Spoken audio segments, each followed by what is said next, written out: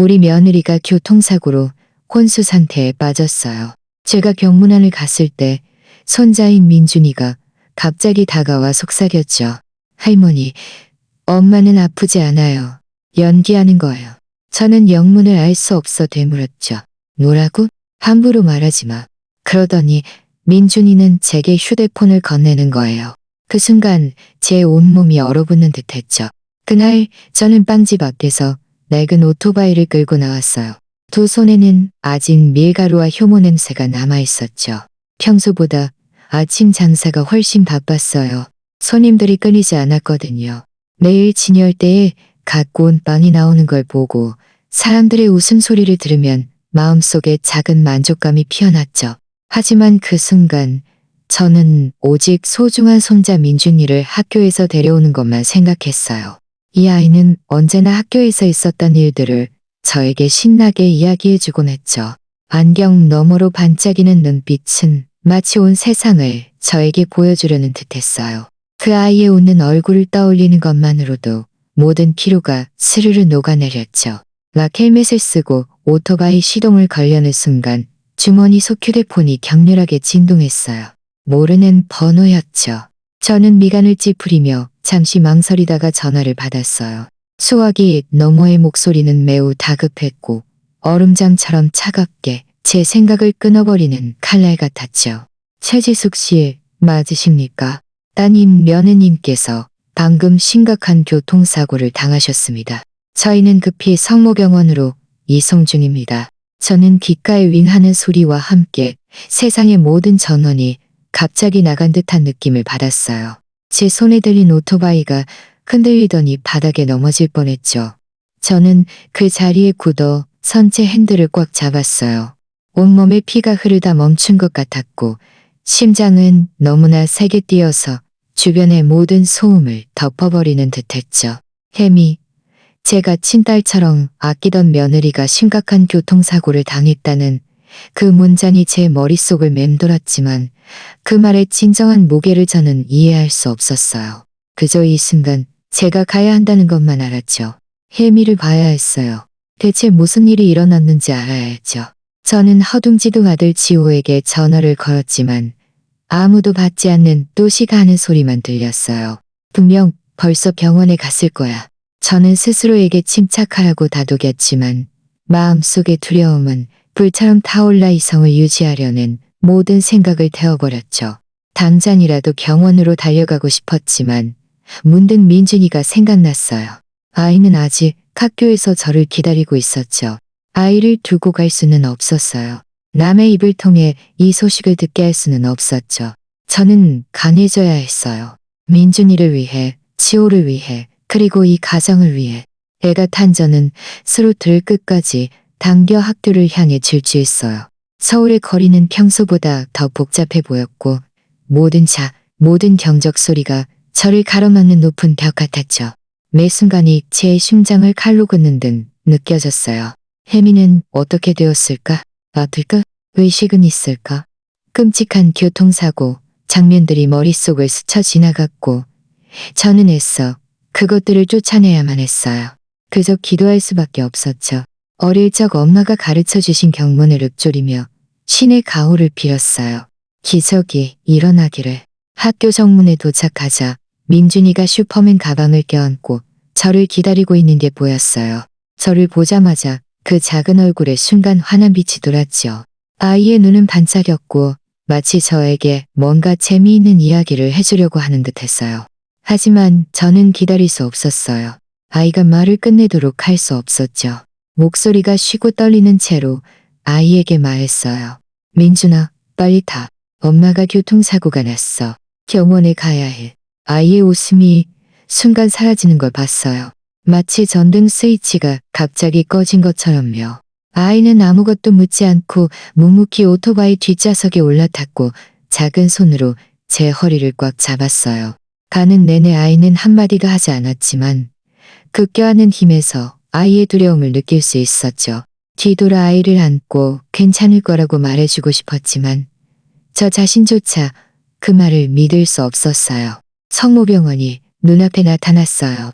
차갑고 숨막히는 하얀 건물, 코를 찌르는 강한 소독약 냄새가 마치 숨을 쉴 수 없게 만드는 것 같았죠. 저는 민준이의 손을 잡고 길고 긴 복도를 따라 걸었어요. 발걸음은 다급했지만 동시에 너무나 무거웠죠.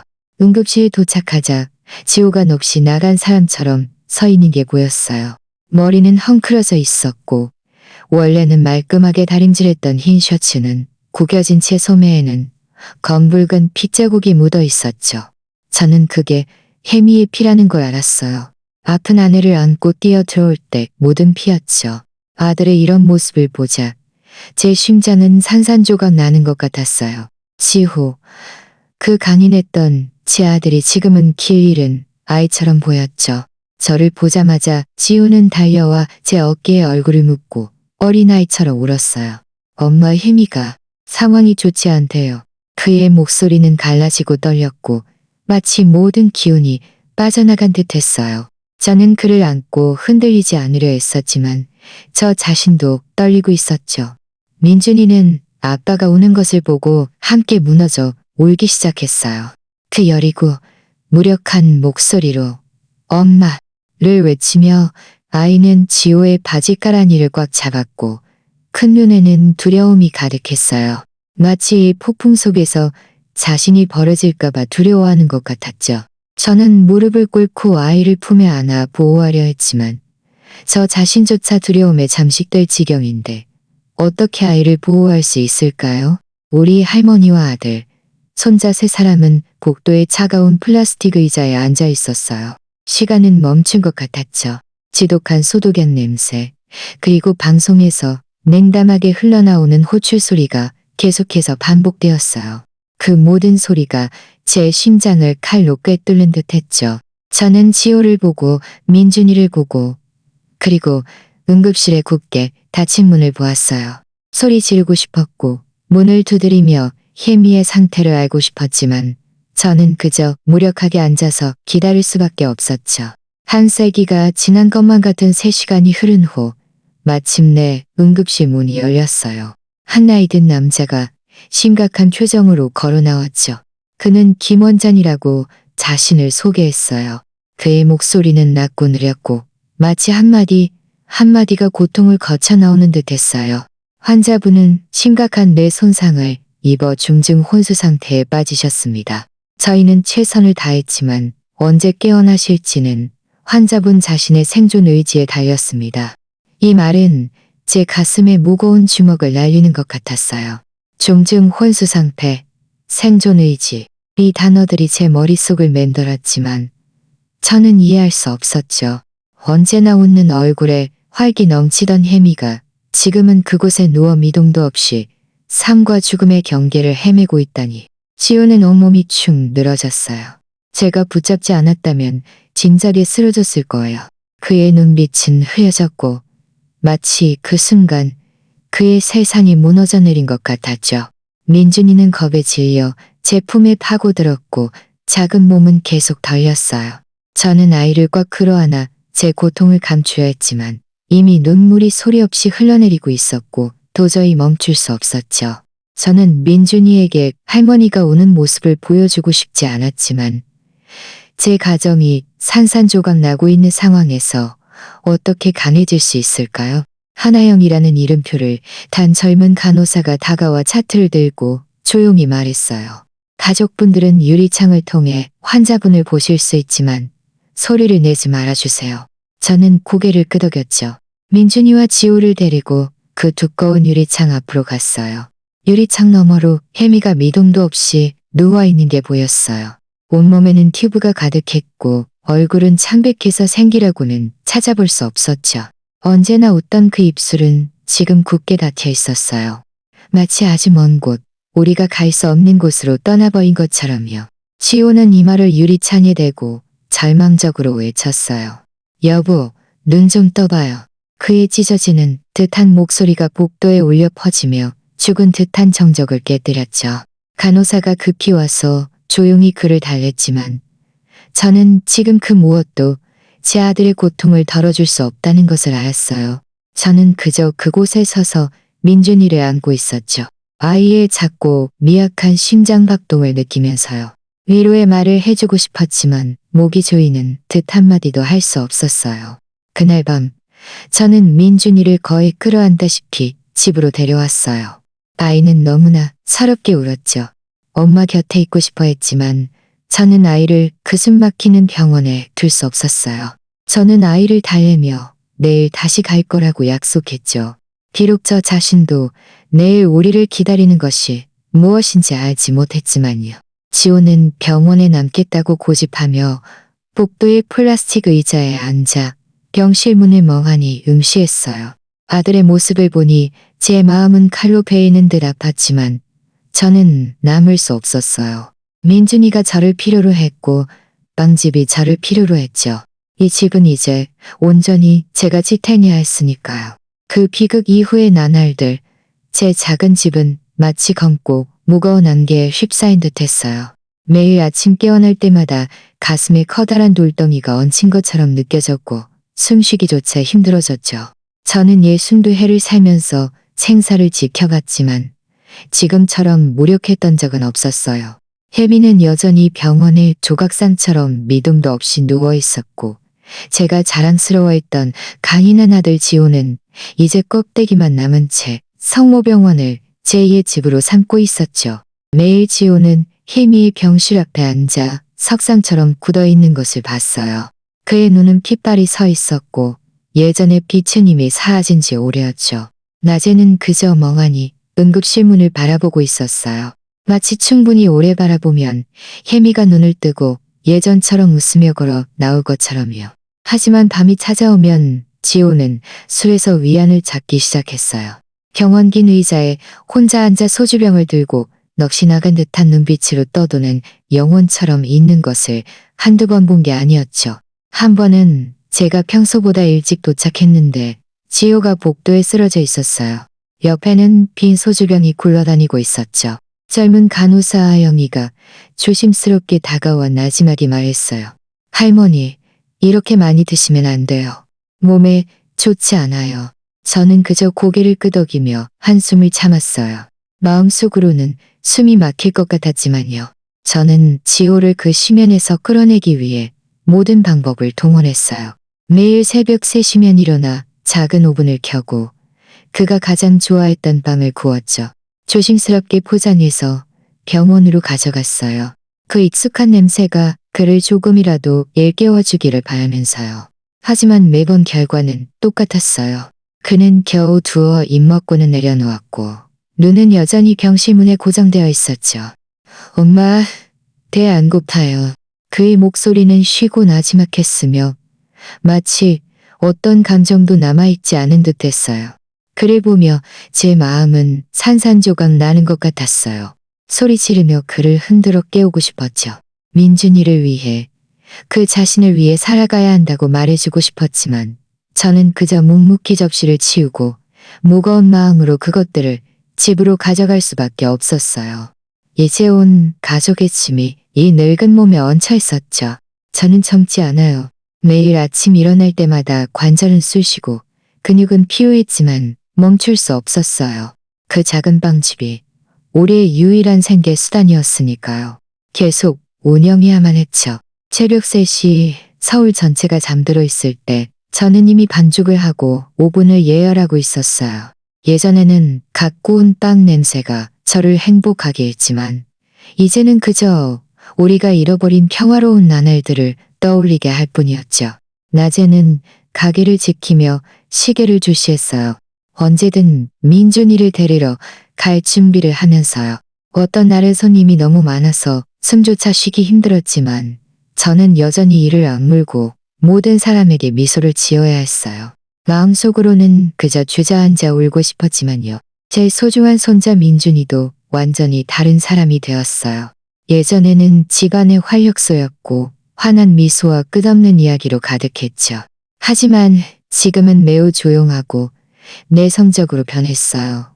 매일 밤과 후 아이는 운동장 한 구석에 혼자 묵묵히 앉아 슈퍼맨 가방을 꽉 껴안고 멍하니 하늘을 바라보는 것을 봤어요.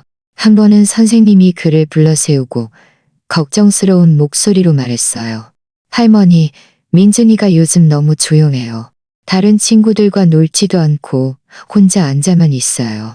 혹시 집에 무슨 일이라도 있나요? 저는 애써 미소를 지으며 얼버무렸죠. 그냥 좀 피곤한가 봐요. 걱정 마세요. 하지만 제 마음속으로는 민준이의 작은 심장이 너무나 큰 상처를 받고 있다는 것을 분명히 알고 있었어요. 아이를 안고 모든 것이 괜찮아질 거라고 말해주고 싶었지만 저 자신조차 믿을 수 없는 약속을 어떻게 할 수 있을까요? 매일 오후 저는 민준이를 데리고 엄마를 보러 병원에 갔어요. 이것은 일상이 되었고 그 연약한 희망의 일부였죠. 혜미가 깨어나기를 바라면서요.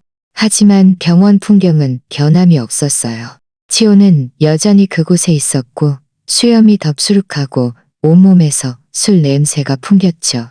저는 민준이가 알아차리지 못하게 하려 했었지만 이 아이는 제가 생각하는 것보다 훨씬 예민했어요. 아이는 묵묵히 학교에서 그린 그림을 꺼내 차가운 유리창에 붙이고는 엄마에게 나지막이 말했어요. 엄마, 오늘 우리 가족이 바다에 가는 그림을 그렸어요. 엄마랑 아빠랑 할머니랑 저랑요. 빨리 일어나서 우리 진짜 바다에 놀러 가요. 응? 아이의 목소리는 떨렸고 마치 손에서 사라져가는 꿈을 붙잡으려는 듯했죠. 저는 옆에서 그 모든 말을 들으며 마음이 산산조각 나는 것 같았어요. 혜미는 여전히 그곳에 아무런 반응 없이 누워 있었죠. 지호는 아들을 품에 안고 떨리는 목소리로 말했어요. 네 엄마는 다 듣고 있어, 아들아. 곧 괜찮아질 거야. 하지만 결국 우는 것은 항상 그였어요. 민준이는 아빠가 우는 것을 보고 함께 대성통곡했죠. 저는 애써 아이를 달래 병실에서 데리고 나와야 했어요. 비록 제 내면도 무너지고 있었지만요. 우리 집안의 사적인 일은 원래 제 자랑이었지만 이제는 이웃들의 밥반찬 가십거리가 되었어요. 어느 날 이마트에서 계산대줄에 서 있는데 수년간 알고 지낸 이웃집 김 아주머니가 저를 옆으로 끌고 가 궁금한 듯 물었어요. 허이구, 요즘 지호 씨랑 부인분을 턱 못 봤네. 무슨 일 있어? 혜미 씨는 잘 지내? 저는 잠시 망설이다가 목소리를 침착하게 유지하려 했었죠. 혜미가 교통사고가 나서 병원에 입원했어요. 하지만 김 아주머니의 캐묻는 듯한 눈빛과 주변 사람들의 수군거림은 저를 땅속으로 숨고 싶게 만들었어요. 저는 장바구니를 껴안고 거의 도망치듯이 그곳을 빠져나왔지만 그 한가한 말들이 가시처럼 제 자존심을 찔러댔죠. 집안의 불화가 알려지는 것을 원치 않았지만 이런 오래된 동네에서는 어떤 비밀도 영원히 숨길 수 없다는 것을 알았어요. 그날 밤 지호는 비틀거리며 집에 돌아왔어요. 온몸에서 술 냄새가 진동했죠. 그는 핏발선 눈으로 저에게 소리쳤어요. 혜미 일은 아무한테도 말하지 마세요. 그들의 동정 따위 필요 없으니까요. 그의 목소리는 거칠었지만 저는 그 분노 뒤에 말할 수 없는 고통이 숨어 있다는 것을 알았어요. 저는 그저 묵묵히 고개를 끄덕이며 한숨을 참았고 그가 비틀거리며 위층 방으로 올라가도록 내버려 두었죠. 민준이는 계단에 서서 여린 눈빛으로 아빠의 흔들리는 뒷모습을 쫓았어요. 아이는 아무 말도 하지 않고 고개를 숙인 채 자기 방으로 돌아가 슈퍼맨 인형을 꽉 껴안았어요. 이 모습을 보니 당장이라도 달려가 아이를 안아주고 싶었지만 저는 지금 그 어떤 것도 아이의 상처를 치유할 수 없다는 것을 알았어요. 그날 밤 저는 차가운 부엌에 혼자 남아 산더미처럼 쌓인 청구서들을 마주했어요. 혜미의 병원비, 민준이의 학비, 빵집 운영비, 모든 숫자들이 제 살을 깎는 듯했죠. 저는 평생 피땀 흘려 일하며 가족에게 안정된 삶을 만들어주려 했었는데 이제 이 모든 것이 무너져 내릴 것 같았어요. 그날 오후 서울의 태양은 여전히 쨍쨍했어요. 저는 빵집 청소를 마치고 철문을 내린 후 민준이를 오토바이에 태워 매일 병문안을 갈 준비를 했죠. 아이는 뒷좌석에 조용히 앉아 슈퍼맨 가방을 필사적으로 껴안고 있었어요. 마치 그것이 아이에게 남은 유일한 위안인 것처럼요. 침묵을 깨고 뭔가 말하고 싶었지만 목이 메어 한숨만 쉬고 스로틀을 당길 수밖에 없었어요. 성모병원에 도착하자 그 익숙한 고통스러운 풍경이 다시 눈에 들어왔어요. 복도는 여전히 썰렁했고 소독약 냄새는 제 코를 시큰하게 만들었죠. 방송 소리는 계속해서 시끄럽게 울려 퍼졌어요. 지호는 플라스틱 의자에 앉아 고개를 떨군 채 너무 피곤해서 졸고 있었어요. 그의 발치에는 빈 맥주캔이 굴러다니며 형광등 아래에서 번쩍거리고 있었죠. 아들의 이 모습을 보니 제 마음은 한없이 아팠어요. 지호는 한때 활기 넘치고 목소리 크고 잘 웃던 남자였는데 이제는 상처와 술에 잠식된 껍데기만 남아 있었으니까요. 저는 민준이에게 손가락으로 쉬하는 신호를 보냈어요. 아빠를 깨우고 싶지 않았거든요. 아이는 고개를 끄덕였고 동그란 눈에는 걱정이 가득했죠.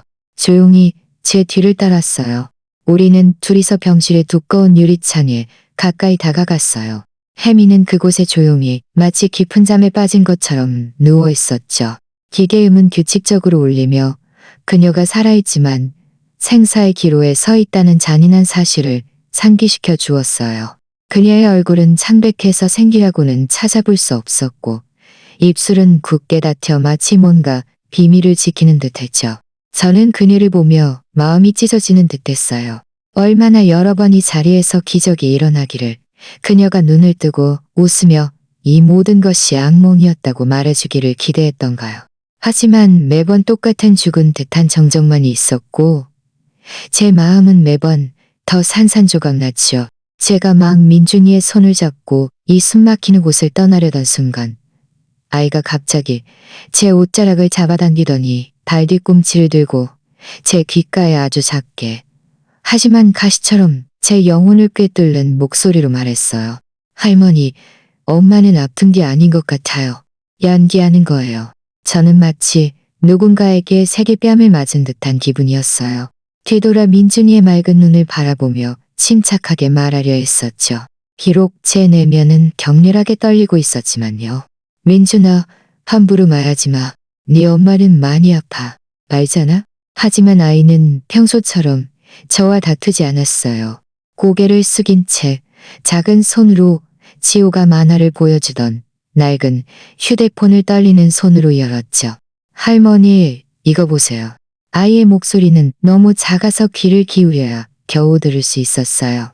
화면이 깜빡이더니 혜미의 병실 영상이 나타났어요. 영상 속에는 아무도 없었고 오직 그녀만이 침대에 누워 전선과 튜브에 둘러싸여 있었죠. 그런데 믿을 수 없는 일이 벌어졌어요. 혜미가 천천히 눈을 뜨더니 주위를 둘러보는 거예요. 마치 아무도 없는지 확인하는 것처럼요. 그러더니 심지어 아주 자연스럽게 뺨을 긁적였어요. 잠시 후 그녀는 몸을 조금 일으켜 침대 머리맡에 있는 물컵을 들어 물을 한 모금 마시더니 다시 누워 눈을 감고 미동도 하지 않았어요. 마치 아무 일도 없었던 것처럼요. 저는 화면을 멍하니 바라보며 하늘이 빙빙 도는 것 같았어요. 온 세상이 뒤집힌 것 같았죠. 이것은 혼수 상태의 환자가 아니었어요. 이것은 사기극이었죠. 저는 의자에 주저앉았고 손에 힘이 풀려 휴대폰을 떨어뜨릴 뻔했어요. 민준이는 제 옆에 서서 떨리는 목소리로 말했어요. 마치 자신의 발견에 놀란 것처럼요. 할머니, 제가 몇 번 봤어요. 아무도 없을 때마다 엄마는 눈을 뜨고 주위를 둘러봐요. 그런데 할머니나 아빠가 여기 있을 때는 움직이지 않아요. 뭘 하는 건지 몰라서 제가 몰래 찍어서 할머니한테 보여주는 거예요. 이 말을 듣자 제 등골로 한기가 쫙 솟아올랐어요. 민준이의 천진난만한 속삭임과 그 짧은 영상은 제 마음속 안개를 꿰뚫는 번개 같았죠. 혜미, 제가 그토록 귀하게 여기던 며느리가 연기를 하고 있다니. 하지만 왜? 무엇 때문에? 저는 황급히 휴대폰을 가방에 집어넣고 목소리를 엄하게 하려 했었어요. 민준아, 이 일은 절대로 네 아빠한테 말하면 안 돼. 알겠니? 아이는 고개를 끄덕였지만 눈에는 두려움과 혼란이 번뜩였죠. 아이는 무슨 일이 일어났는지 완전히 이해하지 못했지만 상황의 심각성을 느끼고 있다는 것을 알았어요. 저는 아이를 안아 내면의 폭풍을 감추려 애썼어요. 바로 그때 지호가 움직이더니 잠에서 깼어요. 그는 눈을 비비며 쉰 목소리로 우리를 바라보며 물었어요. 너희 둘이 무슨 이야기를 하는 거야? 저는 깜짝 놀라 고개를 저으며 화제를 돌렸죠. 아무것도 아니야. 민준이한테 집에 가서 숙제하라고 일러주는 중이었어. 지호는 고개를 끄덕이더니 아들을 끌어당겨 나지막이 말했어요. 걱정 마. 엄마는 곧 깨어날 거야. 민준이는 고개를 숙여 아빠의 시선을 피했어요. 이 모습을 보니 제 가슴이 옥신거렸어요. 아이는 아직 너무 어리고 이런 무거운 짐을 짊어져서는 안 됐어요. 자신의 아빠에게 이런 비밀을 숨겨서는 안 됐죠. 집으로 돌아오는 길, 저는 오토바이를 탄 채 마치 공중에 떠 있는 것 같았어요. 발이 땅에 닿지 않는 느낌이었죠. 제 머릿속은 혼란스러웠고 영상 속 장면들이 멈출 줄 모르는 공포 영화처럼 계속해서 반복 재생되었어요. 민준이의 속삭임, 그의 겁에 질린 눈빛, 그리고 혜미의 죽은 척하는 얼굴. 이 파편들은 아무리 맞춰봐도 맞춰지지 않았죠. 저는 스스로에게 물었어요. 내가 오해한 걸까? 그저 무의식적인 몸의 반응일 뿐일까? 하지만 제 마음속 깊이 저는 그것이 우연이 아니라는 것을 알았어요. 혜미가 무언가를 숨기고 있었고 그것은 저를 두렵게 만들었죠. 그녀 때문이 아니라 지호를 위해, 민준이를 위해, 그리고 우리 온 가족을 위해서요. 다음 날 아침 저는 동트기 전에 잠에서 깼어요. 첫 햇살이 문틈을 비집고 들어오기도 전에 저는 평소보다 일찍 성모병원에 도착했어요. 복도는 여전히 텅 비어 있었고 몇몇 당직 직원들만 조용히 지나다녔죠. 지호는 아직 오지 않았어요. 아마 밤새 아내 곁을 지키다가 집에 가서 씻고 온 걸지도 모르죠.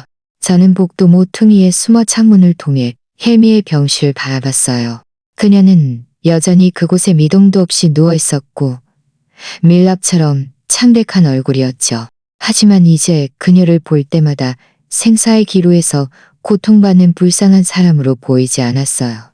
대신 아직 풀지 못한 어떤 미스터리를 감추고 있는 신비로운 배에만 보였죠. 혜미를 전담 간호하는 젊은 간호사 아연이가 병실 안에 있었어요. 그녀는 제 며느리의 몸을 닦고 있었는데 동작은 부드러웠지만 다소 기계적이었죠. 저는 모퉁이에 숨어 그녀의 일거수일투족을 관찰했어요. 아영이는 일하고 있었지만 그녀의 시선은 계속해서 문 밖을 맴돌았어요. 마치 누군가에게 들킬까봐 두려워하는 것처럼요. 그녀는 몇 마디 중얼거렸는데 목소리가 너무 작아서 들리지 않았지만 저를 불안하게 만들기에는 충분했죠. 뭔가 잘못됐어. 분명해. 제 마음속에는 분노와 두려움이 뒤섞였지만 저는 침착해야 한다고 스스로에게 말했어요. 진실을 밝혀내려면 감정에 휘둘려서는 안 됐죠.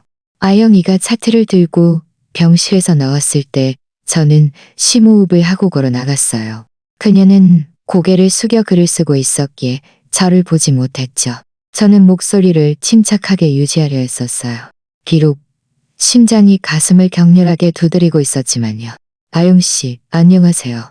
혜미 씨를 돌보는 동안 혹시 뭔가 이상한 점을 발견한 적은 없나요? 예를 들어 아무도 없을 때 몰래 깨어난다거나요. 저는 한마디 조심스럽게 말하며 그녀의 반응을 주의 깊게 살폈어요. 아영이는 마치 제가 그녀의 가슴에 폭탄을 던진 것처럼 깜짝 놀라 벌떡 일어났어요.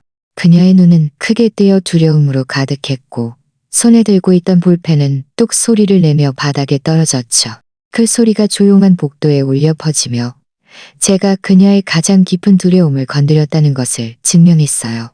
최 할머니, 무슨 말씀이세요? 저는 모르겠어요. 아영이는 더듬거리며 말했고 제 눈을 피하며 감히 쳐다보지 못했어요. 그녀는 한 걸음 뒤로 물러나 차트를 꽉 잡았어요. 마치 그것이 그녀의 구명줄인 것처럼요. 저는 한 걸음 더 다가서며 목소리를 단호하게 더 이상 부드럽지 않게 말했어요. 그 반응은 사실이라는 뜻이죠? 그렇죠? 저는 그녀의 눈을 똑바로 응시하며 그녀의 공황 상태에서 약점을 찾으려 했었죠. 아영이의 얼굴은 창백해졌고 입술은 떨렸어요. 마치 울기 직전인 것처럼요. 그녀는 의자에 주저앉아 거의 속삭이듯이 작은 목소리로 말했어요. 저는 김 원장님 명령에 따랐을 뿐이에요. 그분이 비밀로 하라고 하셨어요. 제발요? 저는 그저 직원일 뿐이에요. 저를 이 일에 끌어들이지 마세요. 이 반쯤 되는 고백은 제게 번개처럼 내리쳤어요. 저는 그 자리에 굳어 선 채 바닥이 갈라지는 듯한 느낌을 받았죠. 사실이었어. 혜미가 혼수 상태 연기를 하는 것뿐만 아니라 김 원장까지 연루되어 있다니. 저는 분노를 억누르려 했으며 목소리를 차분하게 유지했어요. 그가 대체 뭘 시킨 건가요? 똑바로 말해요. 저는 아영이가 도망갈 틈을 주지 않고 한 걸음 더 다가섰죠. 아영이는 겁에 질려 고개를 저었고 두 손을 모아 끊임없이 말했어요. 그분은 저에게 혜미 언니를 잘 돌봐주고 언니가 이미 깨어났다는 것을 아무에게도 말하지 말라고만 하셨어요. 다른 일은 정말 몰라요. 제발 저를 탓하지 마세요. 그녀는 고개를 들어 핏발선 눈으로 마치 용서를 구하는 듯 했지만 저는 마음을 약하게 먹을 수 없었어요. 그녀를 벌하고 싶어서가 아니라 진실을 알아야 했기 때문이었죠. 제 아들과 손자를 보호해야 했으니까요. 바로 그때 다른 간호사가 복도를 지나가다가 우리를 호기심 어린 눈으로 쳐다봤어요. 아영이는 깜짝 놀라 벌떡 일어나 볼펜을 주워들고 아무 일 없는 듯 차트 작성을 계속했어요. 저는 묵묵히 몸을 돌려섰고 심장은 천둥처럼 울렸어요. 복도를 한 걸음 한 걸음 내딛는 발걸음은 마치 천근만근의 짐을 짊어진 것처럼 무거웠죠. 아영이의 고백은 제 의심을 확증했을 뿐만 아니라 더 끔찍한 사실을 드러냈어요. 이것은 혜미 혼자만의 사기극이 아니었어요. 김 원장 같은 권력 있는 자가 뒤에서 지원하는 음모였죠. 대체 그들은 무엇을 꾸미고 있는 걸까요?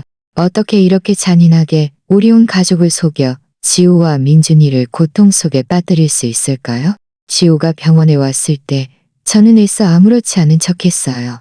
그는 지친 목소리로 저에게 물었죠. 엄마, 혜미는 괜찮아요.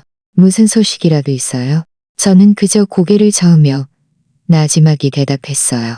여전히 똑같아, 아들아. 진전이 없어. 하지만 제 마음속은 불타오르고 있었죠. 모든 것을 지호에게 말해주고 싶었어요. 민준이가 찍은 영상을 보여주고 그의 아내가 혼수 상태가 아니라고 말해주고 싶었지만 그의 핏발선 눈과 초췌한 얼굴을 보니 그럴 수 없었어요.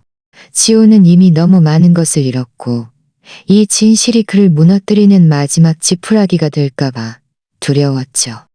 그날 밤 저는 낡은 침대 위에서 뒤척였어요. 희미한 달빛이 커튼을 통해 천장에 비쳤지만 제 마음을 덮은 어둠을 걷어낼 수는 없었죠. 저는 이불을 꽉 움켜쥐고 애써 잠을 청했지만 눈을 감을 때마다 날카로운 질문들이 제 심장을 꿰뚫었어요. 혜미는 왜 이런 짓을 한 걸까?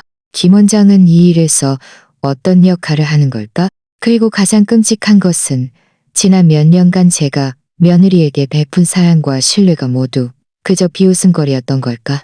저는 배신당했다고 느꼈어요. 혜미에게뿐만 아니라 제 자신의 순진함에도 배신당한 것이었죠. 저는 이 일을 저 혼자 해결할 수 없다는 것을 깨달았어요. 도움이 필요했죠. 다음 날 아침, 저는 눈이 트기 전 더 일찍 일어났어요. 평소처럼 민준이를 학교에 데려다 주었죠. 아이는 여전히 조용했고 스파이더맨 가방을 껴안은 채 멍한 눈으로 마치 자신이 이해할 수 없는 세상에 갇힌 듯 했어요. 저는 아이의 머리를 쓰다듬으며 애써 미소를 지었어요. 오늘 학교에서 힘내. 할머니가 일찍 데리러 올게. 민준이는 고개를 끄덕였지만 저는 아이가 제 위로를 믿지 않는다는 것을 알았어요. 아이의 작은 뒷모습이 교문 뒤로 사라지는 것을 보니 심장이 조여오는 것 같았죠. 저는 진실을 밝혀내야 했어요. 저를 위해서뿐만 아니라 민준이를 위해서도요. 아이가 계속 이런 그림자 속에서 살게 할 수는 없었죠. 저는 오토바이를 타고 병원 근처의 낡은 흥신소로 향했어요. 박 탐정님을 찾아갔죠. 박 탐정님은 돌아가신 제 남편의 친구였어요. 예전에는 형사였고 은퇴 후에는 흥신소 탐정으로 일했죠. 제 남편은 살아생전 그가 일을 깔끔하게 처리하고 눈썰미가 예리하다고 항상 칭찬했어요. 박 탐정님의 흥신소는 눈에 띄지 않는 구석이 있었고 간판의 페인트는 다 벗겨져 있었죠. 안으로 들어서자 그는 서류가 산더미처럼 쌓인 책상 뒤에 앉아 있었어요. 날카로운 눈빛이 은퇴 안경 너머로 저를 응시했죠. 최할머니, 오랜만이네요. 왜 이렇게 표정이 안 좋아 보여요? 그의 목소리는 낮았지만 매우 예리하게 물었어요. 저는 심호흡을 하고 모든 것을 그에게 말했어요. 민준이의 천진난만한 속삭임, 우연히 찍힌 영상, 그리고 간호사 아영이와의 대치까지요. 저는 침착함을 유지하려 했었지만 휴대폰으로 그에게 영상을 보여줄 때 제 손은 여전히 떨리고 있었죠. 박탐정님은 영상을 몇 번이고 다시 보고는 눈썹을 찌푸리며 손가락으로 책상을 가볍게 두드렸어요. 이거 보통 일이 아니네요, 최할머니. 그는 목소리를 낮춰 말했어요. 할머니 말씀이 사실이라면 그 뒤에는 분명 음모가 있을 겁니다. 제가 도와드리겠지만 할머니는 비밀을 지켜야 합니다. 특히 아들한테는요. 저는 고개를 끄덕였어요. 한숨을 돌린 것 같았지만 동시에 진실이 드러날 것이라는 사실이 더욱 무거워졌죠. 박 탐정님은 즉시 병원을 감시하기 시작했어요. 희미한 희망과 함께 두려움이 뒤섞인 채 저는 그의 사무실을 나섰죠. 그날 밤 저는 다시 민준이를 데리고 병원에 갔어요. 공기는 여전히 평소처럼 숨막혔고 코를 찌르는 소독약 냄새가 풍겨왔죠. 혜미의 병실에서는 기계들의 규칙적인 작동음이 들려왔어요. 지호는 이미 그곳에 있었죠. 병상 옆에 앉아 아내의 손을 꽉 잡고 있었고 눈물이 소리 없이 그의 뺨을 타고 흘러내렸어요. 이 모습을 보니 제 심장이 찢어지는 듯 아팠어요. 지호, 그 간인했던 제 아들. 제 삶의 자랑이 이제는 텅 빈 껍데기처럼 보였죠. 그를 안고 모든 진실을 말해주고 싶었지만 그의 핏발선 눈을 볼 때마다 입을 열 수 없었어요. 어떻게 감히 그가 깊이 사랑하는 여자가 그를 속이고 있을지도 모른다고 말할 수 있을까요? 어떻게 감히 그의 심장에 또 다른 칼을 꽂을 수 있을까요? 저는 복도 화장실에 가는 척하며 민준이에게 아빠 곁에 있으라고 했어요. 간호사 스테이션 근처 모퉁이를 지나가다가 아영이가 경비원과 이야기하고 있는 것을 얼핏 봤어요. 그녀는 들킬까봐 두려워하는 듯 초조한 표정으로 얇은 서류 경비원의 손을 쥐어주었죠. 저는 숨을 죽이고 발걸음을 늦춰 엿들었어요. 빨리 이걸 그 사람한테 전해줘. 아영이의 목소리는 떨리고 있었어요. 경비원은 고개를 끄덕이더니 서류차를 외투 주머니에 넣고 김 원장의 사무실로 황급히 걸어갔죠. 아영이가 돌아서는데 그녀의 시선이 저와 정면으로 마주쳤어요. 그녀는 깜짝 놀라 황급히 고개를 숙이고 저를 못 본 척하며 서둘러 걸어갔죠. 저는 그녀를 불러세우고 싶었지만 그 경비원은 이미 고개를 돌려 의심스러운 눈빛으로 저를 쳐다보고 있었어요. 저는 발걸음을 멈췄고 마치 보이지 않는 손이 제 목을 조르는 것 같았죠. 며칠 후 박 탐정님은 저를 은밀한 작은 카페에서 만나자고 했어요. 제가 도착했을 때 그는 이미 구석에 앉아 있었고 앞에는 사진 한 뭉치가 놓여 있었죠. 앉으세요. 박 탐정님이 말했어요. 그의 표정을 보자 온몸이 굳어지는 것 같았어요. 그것은 몰래 찍은 사진들이었죠. 혜미가 환자복 위에 흰 가운을 걸치고 한밤중에 몰래 병실을 빠져나오는 모습이 찍혀 있었어요. 그녀의 발걸음은 가볍고 안정적이었는데 혼수 상태인 사람과는 전혀 달랐죠. 혜미는 김 원장의 사무실로 곧장 걸어 들어갔고 문은 그녀 뒤로 쾅 닫혔어요. 한밤중이었지만 안에 불은 여전히 켜져 있었죠. 저는 떨리는 손으로 사진을 집어 들었고 피가 차갑게 식는 것 같았어요. 이거 진짜인가요? 박 탐정님? 제 목소리가 갈라지며 물었어요.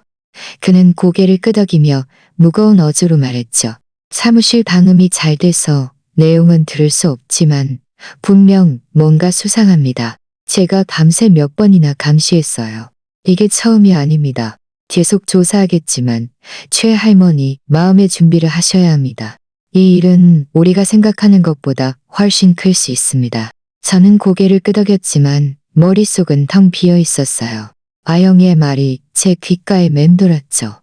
저는 김 원장님 명령에 따랐을 뿐이에요. 모든 파편들이 맞춰지기 시작했고 저는 믿을 수 없는 끔찍한 그림이 완성되었어요. 집으로 돌아와 저는 칠흑 같은 부엌에 앉아 있었어요. 희미한 불빛이 제 떨리는 손에 비쳤죠. 민준이는 이미 잠들었지만 저는 아이의 마음속에 엄마에 대한 두려움이 여전히 숨겨져 있다는 것을 알았어요. 지호는 여전히 병원에서 그를 속이고 있을지도 모르는 아내를 지키고 있었죠. 저는 휴대폰을 꺼내 민준이가 찍은 영상을 다시 봤고 박 탐정님이 준 사진들을 생각했어요. 모든 세부 사항이 칼날 같았지만 저는 멈출 수 없다는 것을 알았어요. 박 탐정님에게 의지하는 것 외에도 저 스스로 더 많은 증거를 찾아야겠다고 결심했죠. 저는 제 가족이 계속 거짓말 속에서 살게 할 수 없었어요. 지호를 보호해야 했고 민준이를 보호해야 했어요. 비록 그 대가가 이미 산산조각 난 제 심장일지라도요. 그날 아침 날이 밝기도 전에 잠에서 깼어요. 피곤하지 않아서가 아니라 불안과 고통이 밤새 저를 괴롭혔기 때문이었죠. 시계를 보니 겨우 새벽 4시였어요. 지호는 어젯밤 술에 취했으니 분명 골아떨어졌을 거예요. 이것이 제 유일한 기회였죠. 저는 맨발로 조심스럽게 계단을 올라갔어요. 아주 작은 소리라도 낼까봐 두려웠죠. 집은 벽시계의 똑딱거리는 소리만 들릴 정도로 끔찍하게 조용했어요. 저는 지호와 혜미의 방문 앞에 서서 손잡이를 꽉 잡았고 심장은 가슴에서 격렬하게 뛰었어요. 제가 이러면 안 된다는 것을 알았죠. 아들과 며느리의 사생활을 엿봐서는 안 됐지만 저는 더 이상 물러설 곳이 없었어요. 혜미가 정말 우리를 배신했다면 증거가 필요했죠. 저는 심호흡을 하고 문을 열었어요. 방 안에는 혜미의 달콤한 향수 냄새가 여전히 남아 있었어요.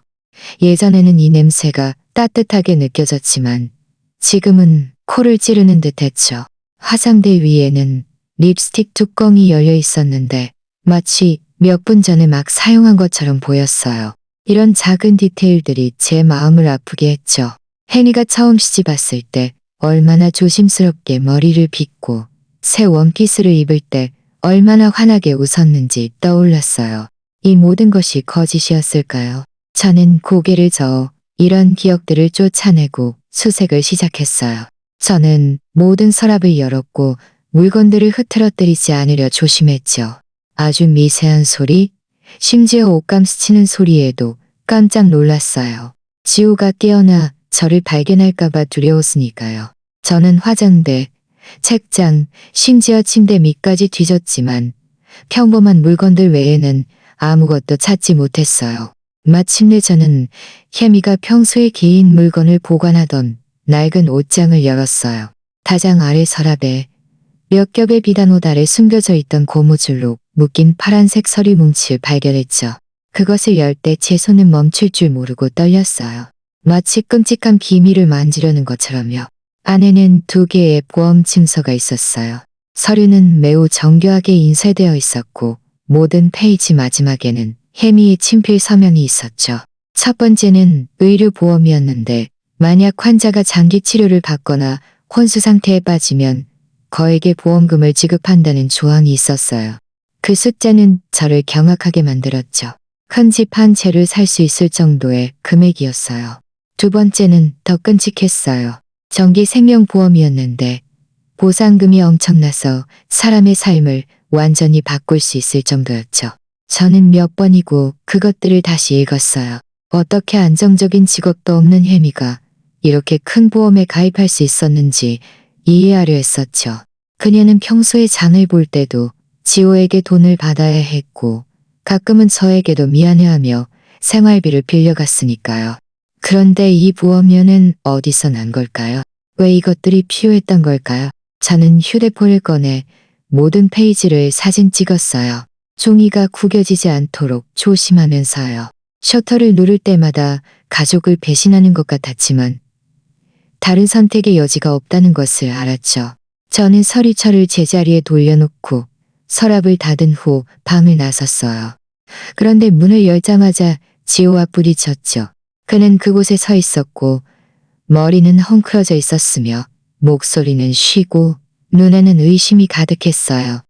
엄마, 제 방에서 뭐 하는 거예요? 저는 깜짝 놀라 휴대폰을 등 뒤로 숨겼고 심장은 격렬하게 뛰었어요. 그냥 옛날 앨범을 찾고 있었어. 저는 어색하게 대답하며 애써 미소를 지었죠. 지호는 한숨을 쉬고 더 이상 묻지 않은 채 비틀거리며 부엌을 향했어요. 저는 그가 또 술을 찾으러 간다는 것을 알았죠. 아들의 뒷모습을 보니 제 마음은 한없이 아팠어요. 모든 것을 그에게 말해주고 싶었고 그 서류들을 보여주고 싶었지만 저는 지호가 아직 진실을 마주할 준비가 되지 않았다는 것을 알았어요. 오후에 저는 박 탐정님과 전에 갔던 작은 카페에서 만났어요. 그는 이미 그곳에 있었고 새로운 소식이 있었죠.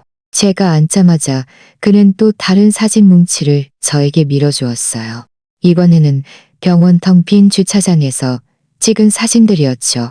사진 속에는 혜미와 김 원장이 차 안에 앉아 있었는데 누가 봐도 친밀한 행동을 하고 있었어요.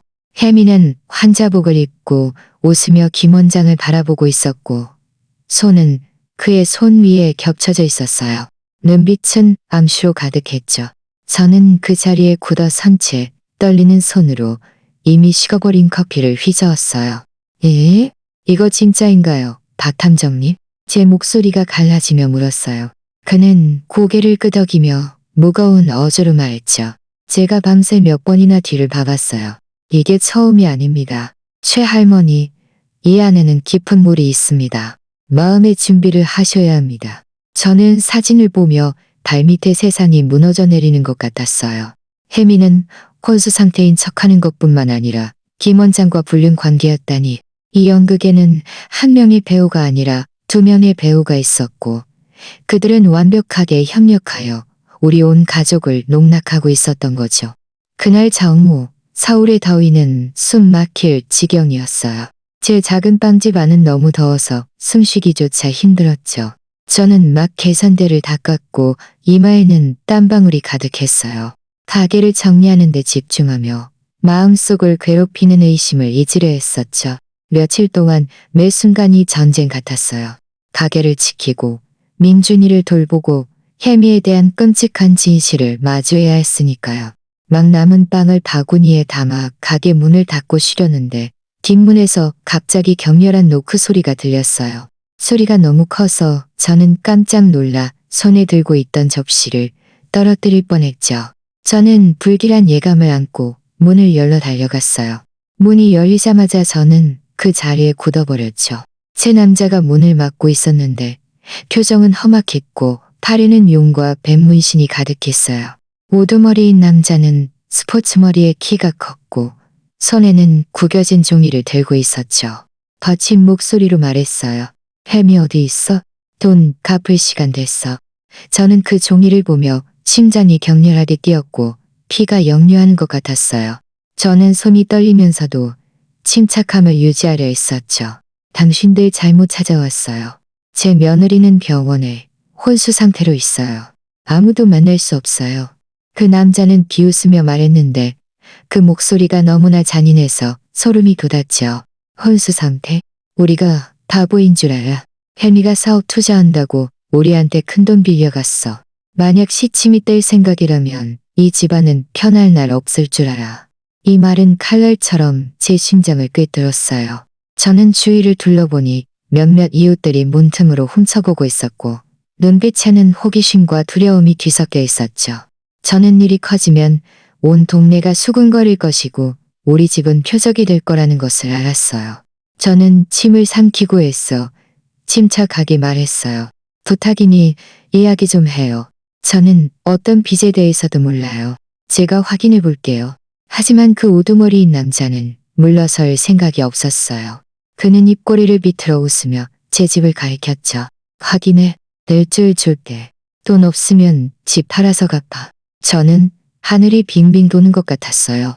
반박하고 싶었고 소리 지르며 이 일과 자신은 무관하고 혜미는 아직 병원에 있다고 말하고 싶었지만 그 세 남자의 차가운 눈빛은 그들이 농담하는 것이 아니라는 것을 분명히 알려주었죠.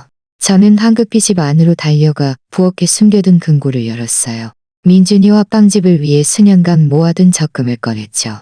저는 떨리는 손으로 그 돈을 우두머리 남자에게 건넸어요. 이것부터 가져가세요. 제발 시간을 조금만 더 주세요. 그들은 저를 경멸하는 듯 쳐다보며 그 자리에서 모든 것을 부숴버릴까 말까 고민하는 듯 했어요. 마침내 우두머리는 돈을 주머니에 넣고 마지막 위협을 던졌죠. 일칠, 다시 오게 만들지 마. 그러더니 새 남자는 으스대며 떠났고 무거운 발걸음 소리는 골목길에서 사라졌어요. 저는 계단에 주저앉았고 온몸은 식은땀으로 젖어 있었어요. 더워서가 아니라 두려움과 무력감에 숨이 막힐 것 같았죠. 혜미가 빚을 졌다고? 사업투자? 이 단어들이 제 머릿속을 맴돌았지만 전혀 앞뒤가 맞지 않았어요. 그녀는 항상 그렇게 순진해 보였는데 어떻게 이런 일에 휘말릴 수 있었을까요? 바로 그때 주머니 속 휴대폰이 진동했어요. 박탐정님에게서 온 메시지였죠. 저는 떨리는 손으로 메시지를 열었고 내용을 보는 순간 심장이 멎을 뻔했어요. 그것은 혜미와 김 원장이 병원 주차장 차 안에서 함께 있는 사진들이었어요. 그들은 거리낌 없이 서로를 끌어안고 있었고 혜미는 그를 바라보는 눈빛에 온 세상이 존재하지 않는 것처럼 부드러움이 가득했죠. 사진 아래에는 음성 파일과 박 탐정님의 메시지가 있었어요. 제가 특수장비로 차 안 대화를 녹음했습니다. 들어보시는 게 좋을 겁니다. 저는 재생 버튼을 눌렀고 손이 떨려서 휴대폰을 놓칠 뻔했어요. 혜미의 목소리가 흘러나왔어요. 약간 쉬었지만 한마디 한마디가 또렷하게 들려왔고 저는 모든 것을 분명히 들을 수 있었죠. 몇 주만 더 혼수 상태 연기하고 마지막 단계로 넘어가요. 보험금 나오면 모든 빚 갚고 우리 새 삶 시작할 수 있어요. 김 원장의 목소리가 응답했어요. 낮고 교활한 목소리였죠. 걱정 마 혜미. 모든 게 계획대로 되고 있어. 아무도 의심하지 않으면 우리 성공하는 거야. 저는 녹음을 껐고 온몸의 기운이 빠져나가는 것 같았어요. 머릿속은 쿵 하는 소리와 함께 폭발했죠. 혜미는 혼수 상태 연기뿐만 아니라 김 원장과 불륜 관계였을 뿐만 아니라 빚을 피하고 보험금을 사치하기 위해 이 모든 일에 연루되어 있었던 거예요. 그녀는 모든 것을 버릴 작정이었어요. 지호를 버리고 민준이를 버리고 저를 버리고 그리고 공범과 함께 멀리 도망쳐 새 삶을 시작할 작정이었던 거죠. 그날 오후 저는 식어버린 커피 한 잔을 앞에 두고 오랫동안 앉아 있었어요. 두 손을 꽉 잡았죠. 마치 그렇게 하면 용기를 조금이라도 붙잡을 수 있을 것처럼요. 저는 이 가정을 보호하기 위해 더 이상 침묵할 수 없다는 것을 알았어요. 지호는 진실을 알아야 했어요. 비록 그것이 그를 파괴할지라도요. 저는 심호흡을 하고 일어서 거실로 향했어요. 지호는 그곳에 앉아 멍한 눈으로 허공을 응시하고 있었죠. 저는 모든 증거를 테이블 위에 펼쳐놓았어요. 혜미와 김 원장의 치밀한 사진들, 보험 증서 사본, 그리고 그 녹음 파일까지요. 지호는 고개를 들었고 눈은 흐릿해서 제가 뭘 하는 건지 이해하지 못했죠. 엄마, 이게 뭐예요? 그의 목소리는 쉬었고 몸에서는 아직 지난밤의 술냄새가 남아있었어요. 저는 그의 맞은편에 앉아 스스로를 단호하게 유지하려 했었어요. 비록 심장이 북처럼 빠르게 뛰고 있었지만요. 지호야, 네가 이걸 봐야 해. 믿고 싶지 않겠지만 현실을 직시해야 해. 저는 그 사진 더미를 가리키며 목이 메인 목소리로 말했어요. 혜미는 혼수 상태가 아니었어. 우리를 속이고 있었던 거야. 지호는 필사적으로 고개를 저었고 손은 떨리며 그 사진들을 만지더니 갑자기 그것들을 바닥에 쓸어버리며 소리쳤어요. 말도 안 돼. 어디서 이런 걸 구했어? 다 가짜야. 혜미는 절대로 나를 배신하지 않아. 그는 핏발선 눈으로 무너져 내릴 듯한 신뢰를 절망적으로 붙잡고 있었죠. 저는 그의 떨리는 손을 잡고 최대한 부드럽게 말했어요. 지호야, 정신 차려. 현실을 봐. 혜미는 너를 속였을 뿐만 아니라 민준이의 순진함까지 이용했어. 아프겠지만 너는 더 이상 거짓말 속에서 살 수 없어. 이 녹음 파일을 들어봐. 혜미의 목소리가 다시 울려 퍼졌어요. 또렷하고 차가웠죠. 몇 주만 더 혼수 상태 연기하고 마지막 단계로 넘어가요. 보험금 나오면 지호는 마치 누군가에게 세게 뺨을 맞은 것처럼 굳어버렸어요. 녹음을 다 듣자마자 그는 갑자기 무너져 대성통곡했어요. 그것은 고통과 파괴로 가득 찬 울음이었죠. 왜 나한테 이래? 왜 민준이한테 이래? 그의 목소리가 갈라지며 나지막이 흘러나왔어요. 저는 그를 안았고 그가 제 품에서 떨리는 것을 느꼈지만 어떻게 위로해야 할지 몰랐어요. 그저 미안해 지호야. 나도 너무 아프지만 민준이를 위해서 우리는 강해져야 해. 라고 말할 수밖에 없었죠. 지호는 비틀거리며 일어서서 술장으로 가서 독주 한 잔을 따랐고 단숨에 마셔버렸어요. 그러더니 방으로 달려가 문을 세게 닫았죠. 그 큰 소리는 망치처럼 제 심장을 때렸어요. 저는 아들에게 시간이 필요하다는 것을 알았지만 더 이상 기다릴 수 없다는 것도 알았어요. 진실은 이미 적나라하게 드러났고 만약 케미와 김 원장이 마지막 단계를 시행할 준비가 되었다면 너무 늦기 전에 행동해야 했죠. 다음 날 아침 저는 박탄정님과 예전 그 장소에서 만나기로 했어요. 그는 이미 그곳에 있었고 앞에는 블랙커피 한 잔이 놓여 있었으며 표정은 굳어 있었죠. 지호한테 말했어요. 제가 앉자마자 그가 물었어요. 저는 고개를 끄덕이며 무거운 목소리로 대답했죠. 믿으려 하지 않아요. 하지만 엄마로서 아들이 계속 속는 것을 볼 수는 없잖아요. 그럼 이제 어떻게 할까요? 박탐정님은 손가락으로 책상을 가볍게 두드리며 날카로운 눈빛으로 말했어요. 우리 손에 있는 증거는 경찰에 신고하기에 충분합니다. 녹음 파일, 사진, 보험 증서. 하지만 만약 지호 씨가 직접 진실을 보게 하고 싶다면 병원에서 그들에게 마지막 일격을 가해야 합니다. 케미와 김 원장이 스스로 꼬리를 드러내도록요. 저는 고개를 끄덕였고 결심과 두려움이 동시에 밀려왔어요. 저는 지호가 직접 봐야 한다는 것을 알았어요. 그렇지 않으면 그는 영원히 아내에 대한 환상 속에서 살게 될 테니까요. 다음 날 저는 이 반장님을 찾아갔어요. 그는 제 오랜 친구였고 지금은 이 지역 파출소장이었죠. 우리는 젊었을 때부터 함께 어울렸고 그가 믿을 수 있는 사람이라는 것을 알았어요. 그의 작은 사무실에서 저는 모든 것을 그에게 말했어요. 민준이의 영상부터 박탐정님의 증거까지요. 이 반장님은 들으면서 점점 더 심각한 표정을 지었어요. 제가 녹음 파일을 들려주자 그는 고개를 저으며 엄한 어조로 말했죠. 이건 조직적인 범죄입니다. 최지숙 씨. 말씀하신 것이 사실이라면 혜미 씨와 그 원장은 직업윤리를 위반했을 뿐만 아니라 사기죄에 해당합니다.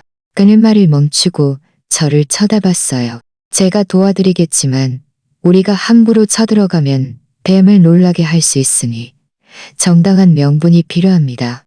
계획이 있으십니까? 제가 미처 대답하기도 전에 휴대폰이 울렸어요. 김 원장이었죠. 저는 전화를 받았고 심장이 빠르게 뛰었어요. 수화기 너머로 그의 무겁고 위선적인 목소리가 들려왔어요. 최지숙 씨, 유감스럽게도 혜미 씨의 상태가 악화되었다는 소식을 전해드립니다. 가족분들은 마음의 준비를 하셔야 할 것 같습니다. 내일 아침 온 가족이 다 와주세요. 저희가 최종 결과를 발표할 겁니다. 저는 한기가 쫙 솟아오르는 것을 느꼈어요. 이것이다. 이것이 그들이 계획한 순간이다. 저는 목소리를 침착하게 유지하려 했었어요. 네, 김 원장님. 내일 가겠습니다. 전화를 끊고 저는 이 반장님에게 돌아서며 떨리는 목소리로 말했어요. 내일 혜미의 병실에서 그때입니다. 이 반장님은 고개를 끄덕이며 단호한 눈빛으로 말했죠. 좋습니다. 제가 경찰력을 배치하겠습니다. 결정적인 순간에 행동할 겁니다. 저는 한 줄기 희망을 느꼈지만 동시에 두려움도 밀려왔어요. 지호가 진실을 마주했을 때 무슨 일이 일어날까? 그가 감당할 수 있을까? 그리고 민준이, 제 사랑스러운 손자가 엄마가 온 가족을 속였다는 것을 알면 얼마나 상처받을까? 그날 밤 저는 민준이를 맞은편 이웃집 박아주머니 댁에 데려다 주었어요. 아이에게 곧 일어날 끔찍한 장면을 보여주고 싶지 않았죠. 오늘 밤 박아주머니 댁에서 자야 한다고 말하자 민준이는 걱정스러운 눈빛으로 저를 쳐다봤어요. 할머니, 엄마 괜찮아요? 내일 저 데리고 엄마 보러 갈 거예요? 저는 눈물을 참으며 아이를 안고 말했어요. 괜찮을 거야. 착한 손자. 내 할머니가 일찍 데리러 올게. 하지만 아이가 돌아서는 순간 제 마음은 산산조각 나는 것 같았어요. 이 잔인한 진실로부터 아이를 어떻게 보호해야 할까요? 집으로 돌아오자 지호가 어둠 속에 앉아있는 것을 발견했어요. 발치에는 술병이 굴러다니고 있었죠. 그는 아무 말도 하지 않고 그저 그곳에 앉아 있었고 눈은 붉게 붓고 텅 비어 있었어요. 저는 그에게 다가가 어깨에 손을 얹고 한마디만 했죠. 내일 병원에 가야 해. 너는 마지막 진실을 알아야 해. 지호는 고개를 들었고 얼굴에는 고통이 가득했지만 그는 묵묵히 고개를 끄덕였어요. 저는 그도 모든 것이 변할 것이라는 것을 느끼고 있다는 것을 알았죠. 다음 날 아침 집안의 분위기는 천근만근처럼 무거웠어요. 저는 일찍 잠에서 깼어요. 빵을 굽기 위해서가 아니라 가슴의 불안감 때문에 잠을 이룰 수 없었죠. 오늘이 진실이 밝혀지는 날이었어요. 준비는 했지만 마음속은 여전히 떨리고 있었죠. 지호는 식탁에 앉아 한마디도 하지 않았어요. 며칠 동안 술과 고통에 시달려 그는 초췌하고 수척해 보였죠. 저는 아들을 보며 위로의 말을 해주고 싶었지만 목이 메어 있었어요. 가자 지호야. 저는 그저 쉰 목소리를 낼 수밖에 없었죠. 그는 고개를 끄덕이고 일어섰고 우리는 함께 차에 올라 침묵 속에서 성모병원으로 향했어요. 가는 내내 지호는 창밖을 멍하니 바라보았고 마치 영혼이 이미 몸을 떠난 듯했어요. 병원에 도착하자 익숙한 복도가 나타났어요. 강한 소독약 냄새, 기계들의 작동음, 아영이와 다른 몇몇 간호사들이 그곳에 서 있었는데 무슨 일이 일어날지 아는 듯 긴장하고 불안해하는 표정이었죠. 저는 그녀를 흘끗 쳐다보고 아무 말도 하지 않은 채 지호의 손을 꽉 잡고 그에게 용기를 주었어요. 김 원장은 진료 기록을 들고 사무실에서 나왔어요. 위선적인 태도로 우리에게 인사를 건네며 엄숙하게 말했죠. 최지숙 씨, 최지우 씨, 들어오세요. 저는 고개를 끄덕였고 마음속에서는 분노가 치밀어 올랐어요. 저는 밖에 이 반장님과 경찰들이 이미 준비되어 있다는 것을 알고 있었죠. 우리는 혜미의 병실로 들어갔고 몇몇 친척들이 이미 와 있었어요. 공기는 매우 무거웠고 모든 사람이 그 긴장감을 느끼고 있었죠. 혜미는 침대에 누워 있었고 얼굴은 창백했지만 저는 더 이상 그녀를 피해자로 느끼지 않았어요. 그저 잔인한 각본으로 우리 온 가족을 속인 여자로 보였을 뿐이었죠. 김 원장은 침대 옆에 서서 슬픔에 찬 연설을 시작했어요. 수일간의 응급처치에도 불구하고 유감스럽게도 환자분의 상태가 급격히 나빠졌습니다.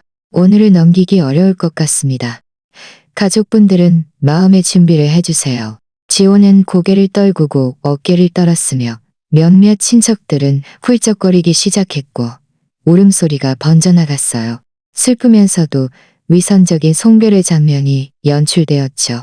저는 똑바로 서서 주먹을 꽉 쥐고 가슴 속에 분노를 억눌렀어요.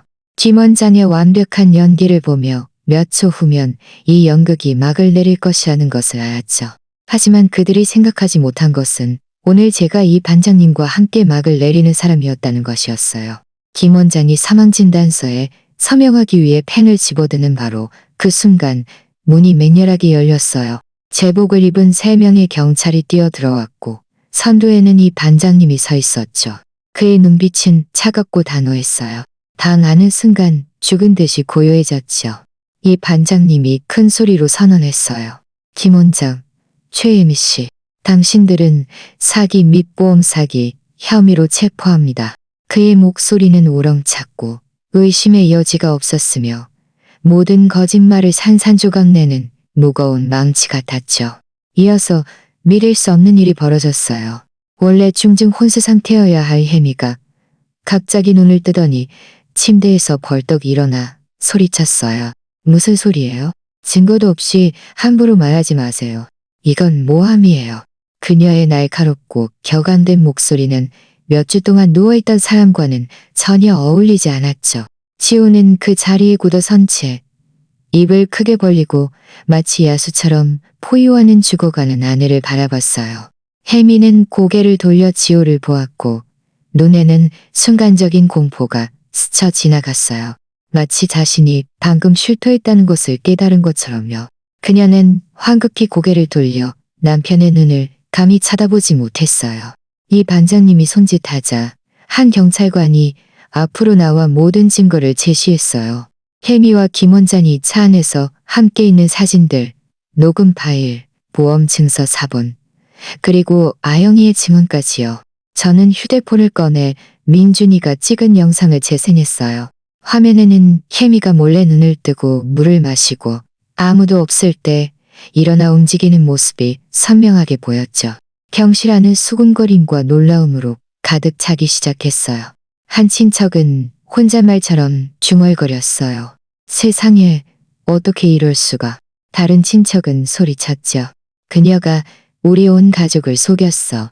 당하는 혼란에 빠졌고 진실은 모든 가면을 부숴버렸어요.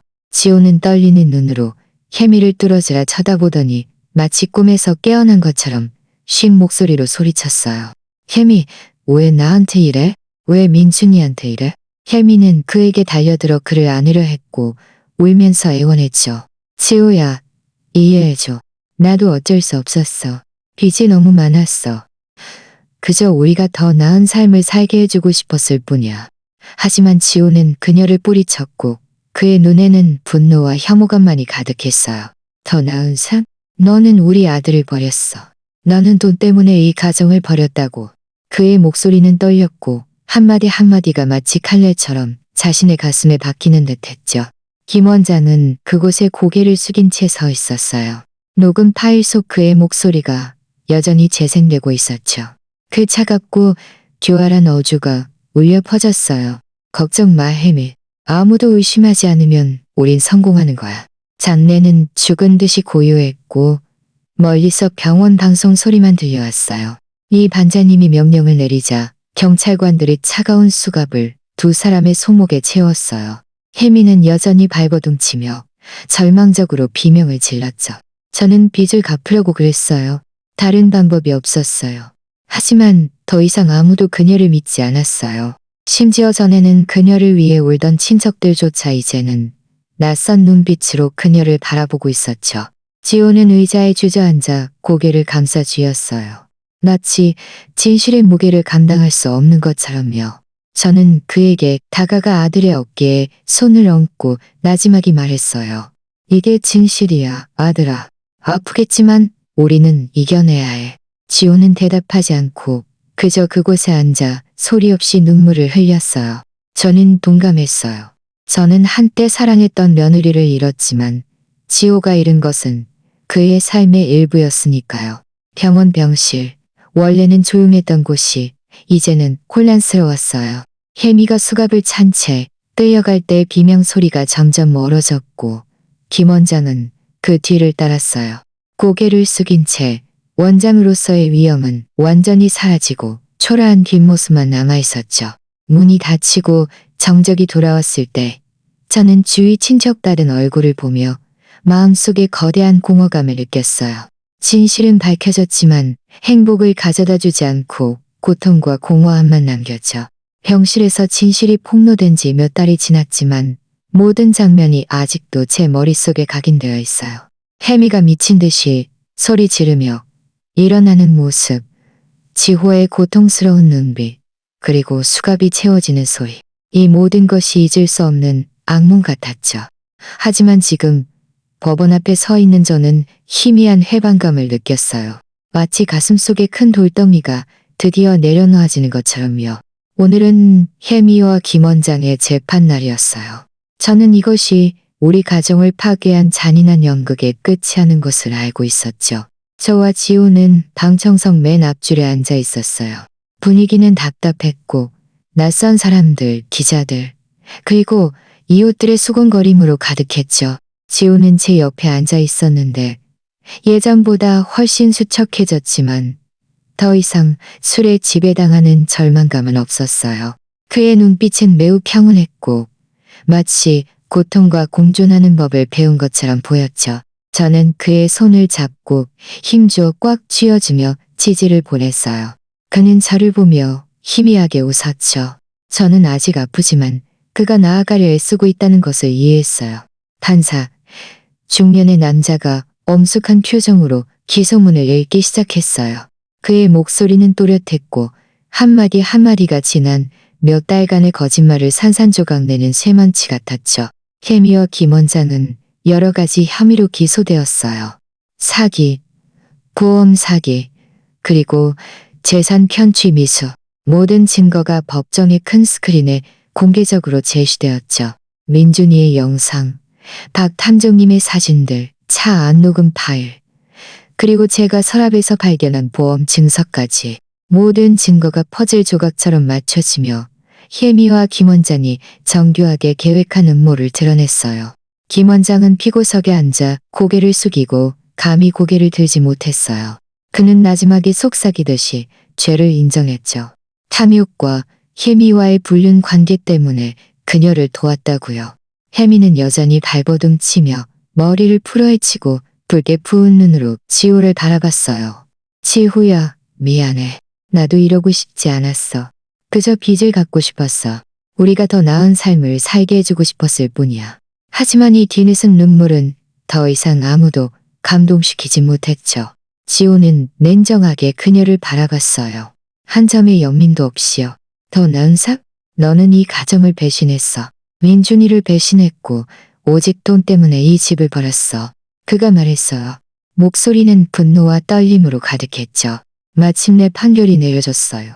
김 원장은 징역 6년, 혜미는 징역 5년을 선고받았고 모든 손해를 배상해야 했죠. 판사가 망치를 내리쳤을 때 그 또렷한 소리가 모든 것의 끝을 알렸어요. 혜미는 무너져 대성통곡했지만 법정에서는 아무도 그녀를 보려 하지 않았죠. 김 원장은 고개를 숙인 채 끌려나갔고 한때 권위 있던 인물은 이제 그림자만 남았을 뿐이었어요. 지호는 제 옆에 앉아 두 손을 꽉 쥐고 소리 없이 눈물을 흘렸어요. 저는 그것이 고통의 눈물이 아니라 해강의 눈물이라는 것을 알았어요. 제 아들은 마침내 아내에 대한 환상에서 자유로워진 것이었죠. 법원을 나섰을 때 서울의 찬란한 햇살은 예전처럼 눈부시지 않았어요.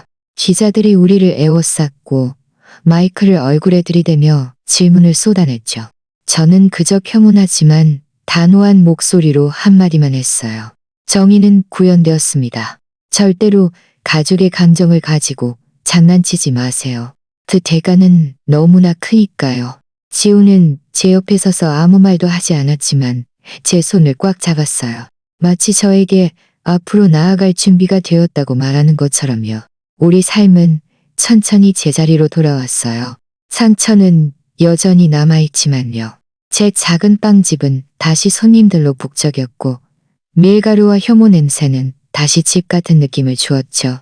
매일 아침 저는 일찍 일어나 반죽을 하고 첫 빵을 구웠어요. 마음이 가벼워지는 것을 느꼈죠. 민준이는 다시 활기를 되찾기 시작했고 가게에서 빵을 진열하고 뛰어다니며 천진난만한 웃음을 지었어요. 아이는 가끔 엄마를 언급했지만 더 이상 그 길 잃은 슬픔을 담고 있지 않았죠. 아이의 웃음소리는 햇살처럼 우리 작은 집의 고통스러운 빈 공간을 채워주었어요. 지호도 변했어요. 그는 자동차 정비소에서 새 직장을 찾았고 구체적인 일에 집중하며 더 이상 술에 빠지지 않았죠. 저는 그가 진정한 아빠가 되는 법을 배우는 것을 봤어요.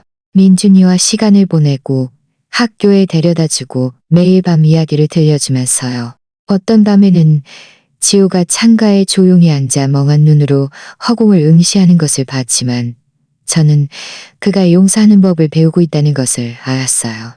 혜미를 용서하는 것이 아니라 자기 자신을 용서하는 법을요. 어느 날 오후 온 가족이 식탁에 둘러앉아 있는데 민준이가 갑자기 고개를 들고 눈을 크게 뜨고 저를 쳐다보며 물었어요. 할머니, 엄마는 언젠가 돌아올까요? 이 질문은 칼날 같았지만 저는 웃으며 아이의 작은 손을 잡고 부드럽게 대답했어요. 어떤 사람들은 떠나기를 선택한단다. 민준아. 하지만 중요한 건 우리가 서로를 가지고 있다는 거야. 할머니, 아빠, 그리고 너. 이게 바로 가족이야. 지호는 저를 보았고 그의 눈에는 결심이 번뜩였죠. 그러더니 민준이의 머리를 쓰다듬으며 말했어요. 맞아, 아들아. 우리는 항상 여기서 서로 곁을 지킬 거야. 민준이는 고개를 끄덕이며 천진난만한 웃음을 지었어요. 몇 달 만에 처음으로 저는 이 집이 다시 예전처럼 따뜻해진 것 같다고 느꼈죠. 저는 그곳에 서서 아들과 손자를 바라보며 마음속에 평온함이 가득했어요. 최악의 폭풍은 지나갔고 상처는 남았지만 우리에게 계속 나아갈 힘을 주었죠. 저는 그 고통스러웠던 나날들, 잠 못 이루던 밤들, 그리고 몇 번이고 더 이상 버틸 수 없다고 느꼈던 순간들을 떠올렸어요. 하지만 이제 저는 우리 가족이 이겨냈다는 것을 알아요. 우리는 살아남았을 뿐만 아니라 더 강해지고 더 단결했죠.